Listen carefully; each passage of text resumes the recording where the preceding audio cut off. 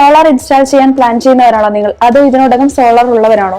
എങ്കിൽ ഈ ടിപ്പും ട്രിക്സും നിങ്ങളെ സഹായിക്കും. പാനൽസിലെ ഷെയ്ഡോ ഡസ്റ്റോ പ്രൊഡക്ഷൻ കുറയ്ക്കുന്നു. അതുപോലെ തന്നെ ചെറിയ നിഴൽ വീഴാൽ പോലും വേരിയേഷൻ കാണിക്കുന്നു. ഇൻവെർട്ടറിൽ എററോ വാർണിംഗ് ലൈറ്റോ ഉണ്ടോ എന്ന് ശ്രദ്ധിക്കുക. അതോടൊപ്പം മൊബൈൽ ആപ്ലിക്കേഷൻ വഴി ഡെയിലി പ്രൊഡക്ഷനും ചെക്ക് ചെയ്യുക. ഡേ ടൈമിൽ വൈദ്യുതി കൂടുതലായി ഉപയോഗിക്കുക. Washing machine, iron box, EV മുതലായ വൈദ്യുതി ഉപകരണങ്ങൾ കൂടുതലായി പകൽ സമയങ്ങളിൽ ഉപയോഗിക്കാൻ ശ്രദ്ധിക്കുക.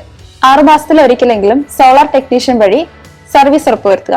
കൂടാതെ കണക്ഷൻസിലും കേബിൾസിലും എന്തെങ്കിലും ബ്രേക്കേഴ്സ് ഉണ്ടോ എന്ന് ചെക്ക് ചെയ്യുക. ഇൻവെർട്ടർ വെക്കുമ്പോൾ മീറ്ററിന്റെ അടുത്തായി ഡയറക്ട് സൺലൈറ്റ് ഏൽക്കാത്ത വിധം വേണം വെക്കാൻ. പാനൽ ക്ലീനിംഗ് ചെയ്യുമ്പോൾ രാവിലെ 6 മണിക്ക് മുൻപും വൈകിട്ട് 6 മണിക്ക് ശേഷവും വേണം ചെയ്യാൻ.